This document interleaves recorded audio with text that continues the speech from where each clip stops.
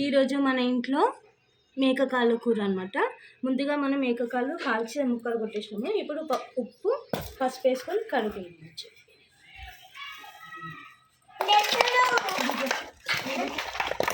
కలుపుకోవాలి.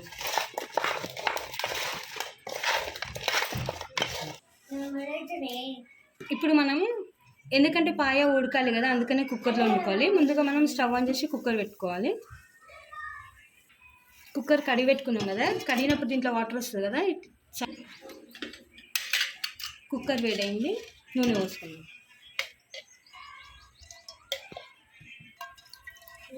ఇప్పుడు నూనె వేడైంది, ఉల్లిగడ్డ వేసుకున్నాం.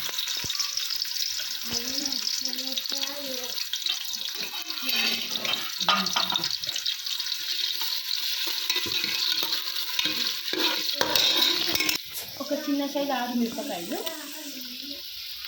మధ్యలో కాటు పెట్టి వేసుకోవాలి.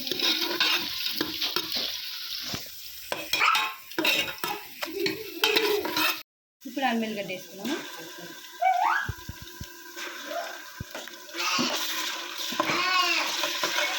పసుపు వేసుకున్నాము.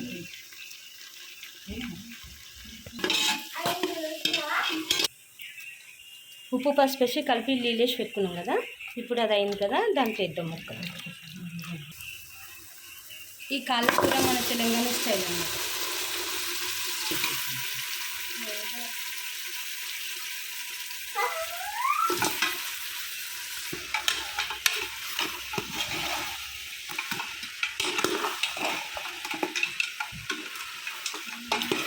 ముక్కలు వేసుకున్నాం కదా, కలుపుకోవాలి.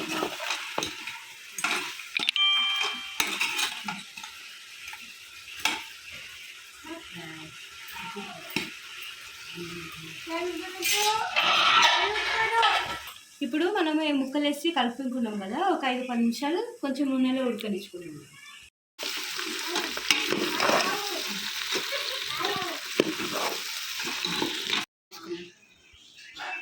దాంట్లోకి సరిపడినంత వేసుకోవాలి. కారం వేసుకున్నాం తర్వాత. ఇప్పుడు ఉప్పు వేసుకున్నాం. ఉప్పు కారము మనం తిన్నంత వేసుకోవాలి. ఎందుకంటే ఒకళ్ళు తక్కువ తింటారు, ఒకళ్ళు ఎక్కువ తింటారు కదా. నాన్ వెజ్ కాబట్టి, ఇది పాయ కాబట్టి కొంచెం స్పైసీగానే ఉండాలి. అందుకని మేము సరిపడినంత వేసుకుంటున్నాం అన్నమాట. ఇప్పుడు ఉప్పు కారం అవన్నీ వేసుకున్నాం కదా, ధనియా పొడి అయితే కలుపుకున్నాం. మళ్ళీ ఇది ఒక 5 నిమిషాలు ఉడకబెట్టుకున్నాం మూత పెట్టి. కుక్కర్ మూత ఫిట్ చేయద్దు, మామూలుగా పైన పెట్టాలి. ఎందుకంటే అది ఉడకాలి కదా. దాని తర్వాత ప్రాసెస్ చూద్దాం. నీళ్ళు పోస్తున్నాము. ఒక 2 చెంబులు నీళ్ళు పోసి కలుపుకున్నాము. ఇప్పుడు చింతపండు కూడా రసం వేస్తున్నాము. చింతపులుపు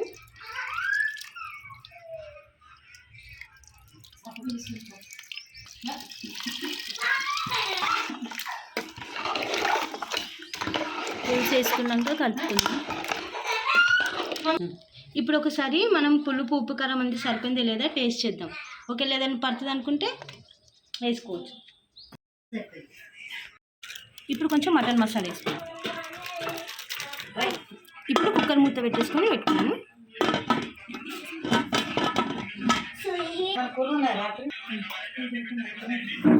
ఇప్పుడు విజిల్ పెట్టుకున్నాము. ఒక 10 విజిల్స్ వచ్చే వరకు పెట్టుకున్నాము. 10 విజిల్స్ అయినాయి. ఒక 10 విజిల్స్ అయినాయి. కుక్కర్ స్టవ్ బంద్ చేసి చూసుకుంటున్నాము. ఇప్పుడు ఉడికిందా లేదో ఒకసారి మనం చూద్దాం. ఎందుకంటే కొన్ని మేకలు గట్టిగా ఉంటాయి కదా, అంటే ముద్రపోయి ఉంటాయి కదా, అట్లా ఉడికాయి అనమాట. కొన్ని లేతగా ఉంటే తొందరగా ఉడకడానికి ముందే మధ్యలో ఒకసారి మనం టెస్ట్ చేసుకోవాలి. ఇప్పుడు ఒకసారి టేస్ట్ చూద్దాం. గ్రేవీ మనం మమ్మీ ఇప్పటిదాకా చింతపండు రసము నీళ్ళు పై దాకా పోసింది. మొత్తం ఉడికి ఎంత చిక్కగా అయిపోయింది చూడండి. వేస్తారు అది. ఇప్పుడు టేస్ట్ చూద్దాం ఒకసారి, సరిపోయిందో లేదా అంట.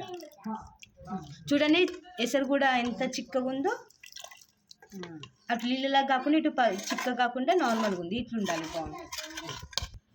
చూడండి బోన్కి మొత్తం ఫ్లెష్ అంతా ఉడిచిపోతుంది. ఎంత నీట్గా ఉడికింది చూడండి. మనకి ఇట్లుంటే తినడానికి కూడా ఇబ్బందిగా ఉండదు అనమాట.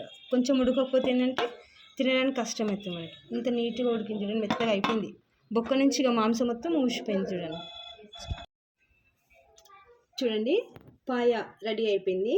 టేస్ట్ మాత్రం సూపర్ ఉంది. ముక్క కూడా ఎంత మంచిగా ఉడికిందంటే అంత మంచిగా ఉడికింది. చూస్తున్నారు కదా ఎంత బాగుంది. మనకి బోన్కి కూడా ఫ్రెష్ అంత నీట్గా ఉడికిందనమాట. ఇట్లా తెలంగాణ స్టైల్లో మీరు కూడా చేసుకొని తినండి. టేస్ట్ మాత్రం చాలా బాగుంటుంది. ఎప్పుడైనా మనము పాయ చేసుకున్నామంటే చింతపండు పులుపు వేసుకోవాలి. ఎందుకంటే మనకు ఆ కౌస్ అనేది నీసుగా ఉండదు. పులుపుతో తింటే ఇంకా బాగుంటుంది అనమాట. ఓకే అండి, మీకు కానీ తెలంగాణ స్టైల్లో పాయ నచ్చినట్లయితే లైక్ చేయండి, షేర్ చేయండి, సబ్స్క్రైబ్ చేసుకోండి. Thank you for watching.